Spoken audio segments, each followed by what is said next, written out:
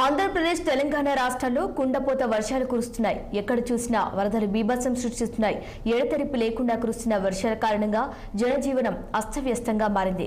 రెండు రాష్ట్రాల్లోని దాదాపు 400 గ్రామాలు నీటిలో మునిగిపోవడంతో వేలాది మంది ప్రజలు నిరాశ్రయులయ్యారు. ఇక విశాఖపట్నం జిల్లాలో ప్రస్తుతం పరిస్థితి ఏ విధంగా ఉందో మా ప్రతినిధి కన్నబాబు మరింత సమాచారం అందిస్తారు. కన్నబాబు, చెప్పండి. ఏదైతే ప్రకారం ప్రాంతంలో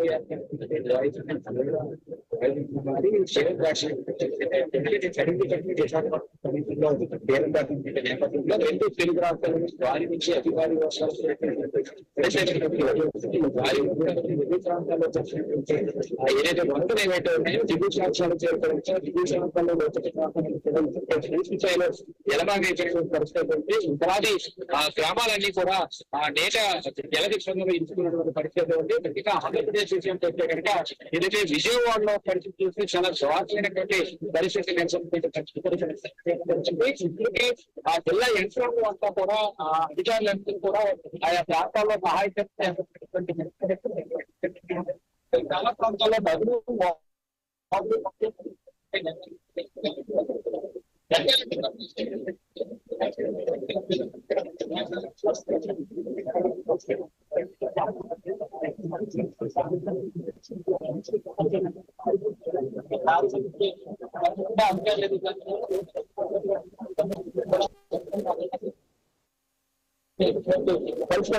మధ్యకాలం పట్టుకున్న దాటి కూడా నిషేధాన్ని ఇచ్చినటువంటి పరిస్థితి చూడొచ్చు.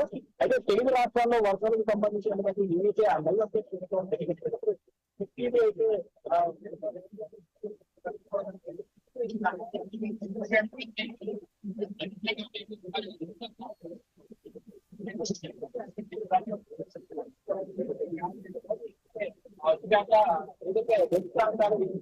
విశాఖ మీదుగా ఆ ముంపు ప్రాంతాలు చేరుకున్నటువంటి పరిస్థితులు రెడీకినటువంటి పరిస్థితులు అయితే ఏదైతే విజయవాడ చూస్తుంటే కనుక ఒకవైపు ప్రకాశం బ్యారేజ్ నుంచి వస్తున్నటువంటి వాటర్, అలాగే మరోవైపు నుంచి గండిపడి చెరువు నుంచి వస్తున్నటువంటి వాటితో విజయవాడ మొత్తం అంతా కూడా పూర్తి స్థాయిలో ఆ జల దిగ్బంధంలో ఇస్తున్నటువంటి పరిస్థితి. దాని పట్ల తెలంగాణ జిల్లాలో సంబంధించే కనుక అంతా కూడా పూర్తిగా జల దిగ్బంధంలో ఇస్తున్నటువంటి పరిస్థితి ఉంది. అయితే ఇటు ఆంధ్రప్రదేశ్ కి తెలంగాణకి సంబంధించినటువంటి బోర్డు ఏదైతే ఉందో ఆ బోర్డు కూడా రాకపోవడం పూర్తిగా నిలిచిపోయినటువంటి పరిస్థితి ఉంది. ఎందుకంటే ఎగువ ప్రాంతాల్లో కురుస్తున్నటువంటి భారీ వర్షాలు ఏవైతే ఉన్నాయో ఆ వరద నీటికి అంతరికి కూడా పూర్తిగా రోడ్డు మీద నుంచి వరద నీరు రావడంతో రాకపోకలకు పూర్తిగా నిండిపోయినటువంటి పరిస్థితి. ఆ ప్రాంతాల్లో ఇప్పటికే ట్రాఫిక్ జామ్ అయినటువంటి సమాచారం కూడా అందుతుంది. అయితే ఇప్పటికే అధికారులు పూర్తి స్థాయిలో ముందు నుంచి కూడా వర్షం ఎక్కువగా ఉండే అవకాశం ఉంది. ప్రయాణికులకు కూడా రాకపోకలు ఎటువంటి రాకపోకలు తెచ్చుకోవద్దని ఎల్లోనే ఉండమని చెప్పినటువంటి ప్రాంతాల్లో ఉందని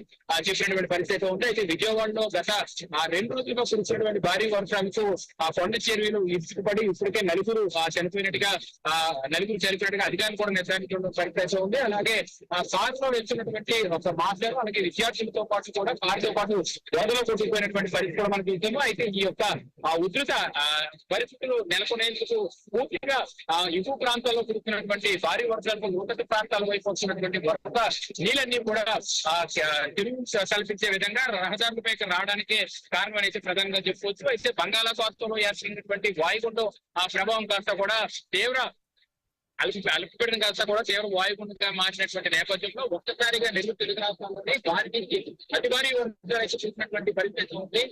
ఇటు ఉత్తరాంధ్ర జిల్లాలో చూస్తుంటే కొంత ఏదైతే మన ప్రస్తుతం విశాఖ ఆర్కే బీచ్ అయితే ఉన్నటువంటి పరిస్థితి ఉంది. ఆ మేఘాలపై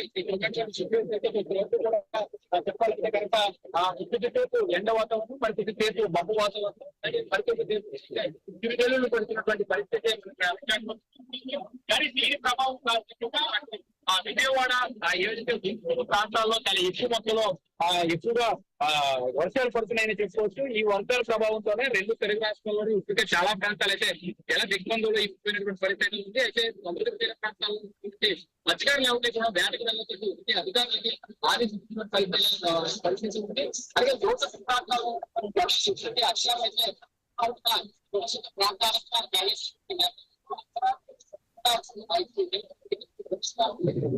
రాష్ట్ర హోంమంత్రి వంగలపూడి అనిత గాని అర్ధరాత్రి కూడా ఎవరైతే వరదలో చిక్కుకున్నటువంటి బాధితులు ఎవరైతే ఉన్నారో వరద బాధితులందరికీ కూడా సహాయ చర్యలు అలాగే వాళ్ళు తినడానికి అల్పాహారం ఒకటి లేదా భోజనం సదుపాయాలు అన్ని రకాల ఏర్పాట్లు చేసినటువంటి పరిస్థితులు మనకు చాలా స్పష్టంగా చూశారు. అయితే ఈ వరదలు అకస్మాత్తుగా వచ్చినటువంటి నేపథ్యంలో ఇప్పటికే 2 తెలుగు రాష్ట్రాలు కూడా ఈ వరద ఉధృతికి అతలాకుతలం అయిపోయినటువంటి పరిస్థితి ఉంది. అక్కడక్కడ కూడా ప్రాణ నష్టం కూడా జరిగినటువంటి నేపథ్యం కూడా మనం చూసాము. అయితే 2 తెలుగు రాష్ట్రాల్లో ఉన్నటువంటి వరద వాతావరణంలో ఉన్నటువంటి ఆ పరిస్థితులు చూస్తే కనుక 2 రాష్ట్రాలకు సంబంధించినటువంటి సీఎంలు అయితే సమీక్షలు నిర్వహిస్తున్నారు. ఆయా ప్రాంతాల్లో ఉన్నటువంటి అధికారులు ఎలక్ట్ చేసినటువంటి పరిస్థితి ఉంది. అయితే పశువుల సంఖ్యలో 100ల సంఖ్యలో బోట్లు తెప్పించి ఇక్కడ ఉన్నటువంటి వరద ఉధృతిలో చెట్టుకున్నటువంటి ప్రజలందరినీ కూడా కాపాడేందుకు అధికారులకు అన్ని రకాల సూచనలు చేసినటువంటి పరిస్థితి ఉంది. అలాగే గాలి మార్గంగా చేసేటువంటి ఏవైతే హెలికాప్టర్ నుంచి సహాయ చర్యలు చేయడానికి కూడా హెలికాప్టర్ ప్రత్యేకమైనటువంటి హెలికాప్టర్ కూడా ఆంధ్రప్రదేశ్ లో ఇప్పటికే వరద ముంపు అయినటువంటి ప్రాంతాలకు పంపించినటువంటి పరిస్థితి కూడా ఉంది. అలాగే ఢిల్లీ నుంచి ఏదైతే సెంట్రల్ నుంచి కోరినటువంటి ఆంధ్రప్రదేశ్ సీఎం చంద్రబాబు నాయుడు కోరినటువంటి నేపథ్యంలో ఇప్పటికే స్పెషల్ కోర్టు కూడా స్ట్రీట్ కోర్టు స్పెషల్ కోర్టు కూడా ఇప్పటికే విజయవాడ చేరుకున్నట్టుగా కూడా ఒక సంవత్సరం అయితే అందుతున్నటువంటి పరిస్థితి ఉంది. అయితే